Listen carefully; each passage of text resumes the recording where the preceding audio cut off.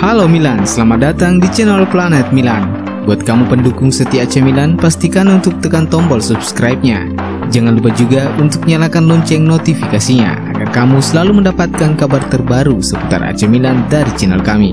Forza Milan.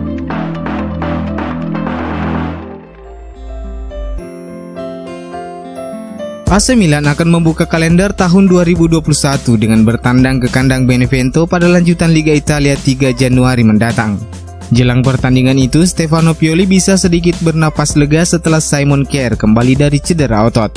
Bek tengah asal Denmark itu kemungkinan besar akan kembali berduet dengan Alessio Romagnoli menggalang lini pertahanan rossoneri. Selain Kjaer, Pioli juga sudah bisa memainkan Frank Kessie yang telah menjalani hukuman akumulasi kartu kuning. Namun Pioli dipastikan kehilangan Theo Hernandez yang kali ini harus absen karena akumulasi kartu kuning. Sebagai gantinya, Diogo Dalot kemungkinan besar akan bermain sejak menit awal untuk mengisi sektor bek kiri. Satu sektor yang kini cukup menyita perhatian Pioli adalah sektor sayap kanan, di mana Alexis Saelemaekers dipastikan absen setelah mengalami cedera otot paha. Pemain asal Belgia itu dikabarkan akan absen selama 10 hari dan kemungkinan besar juga bisa melewatkan pertandingan melawan Juventus. Tak hanya Saelemaekers, Samu Castillejo juga dalam kondisi yang meragukan setelah mengalami cedera saat melawan Lazio. Jika keduanya absen, Pioli diprediksi akan memainkan Brahim Diaz sejak menit awal untuk mengisi sayap kanan.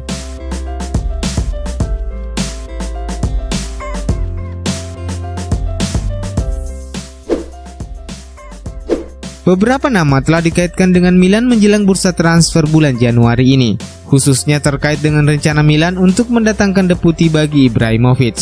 Menurut laporan yang dilansir dari Gol Internasional, AC Milan kini mendapatkan tawaran untuk mengontrak penyerang veteran Italia Graziano Pelle. Laporan itu menyebutkan bahwa agen Pelle sedang mencari pelabuhan baru untuk penyerang berusia 35 tahun itu, dengan menawarkan kliennya ke Juventus dan AC Milan. Pelatih Juventus Andrea Pirlo memang tengah membutuhkan tambahan penyerang untuk melengkapi skuadnya, dan Pelle masuk menjadi salah satu targetnya. Sementara AC Milan sejauh ini belum memberikan tanggapan apapun terkait penawaran untuk merekrut mantan bomber Gli Azzurri tersebut. Graziano Pelle jatuh ke pelukan tim Cina Shandong Luneng pada musim 2016 lalu, dan langsung menyandang status sebagai pesepak bola Italia dengan bayaran termahal sebesar 15 juta euro per musim. Namun kontraknya akan berakhir 31 Desember mendatang. Ada begitu banyak kejutan yang terjadi pada bursa transfer tahun 2020. Khusus untuk klub-klub asal Italia, persaingan beberapa klub papan atas untuk merebut para pemain incaran juga tak bisa dihindari. Seperti halnya yang terjadi pada Sandro Tonali yang diperebutkan AC Milan dan Inter Milan yang akhirnya seperti kita ketahui bersama dimenangkan rossoneri.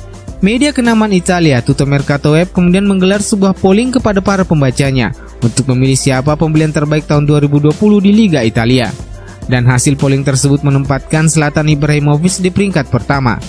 Ibra terpilih sebanyak 45,17 suara yang disusul oleh Achraf Hakimi 23,15% suara. Dan Alvaro Morata berada di posisi ketiga dengan 14,79% suara. Bek AC Milan Simon Kjaer menyusul di peringkat keempat dengan 6,08% suara. Dan berikut hasil polling selengkapnya.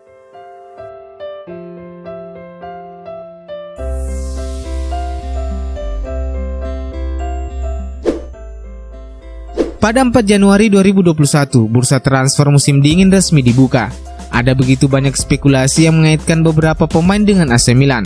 Bukan bermaksud menurunkan semangat dan harapan para pendukung akan hadirnya beberapa pemain baru di bulan Januari. Apalagi kabar yang menyebutkan Milan akan memborong 7 pemain asal Perancis sekaligus.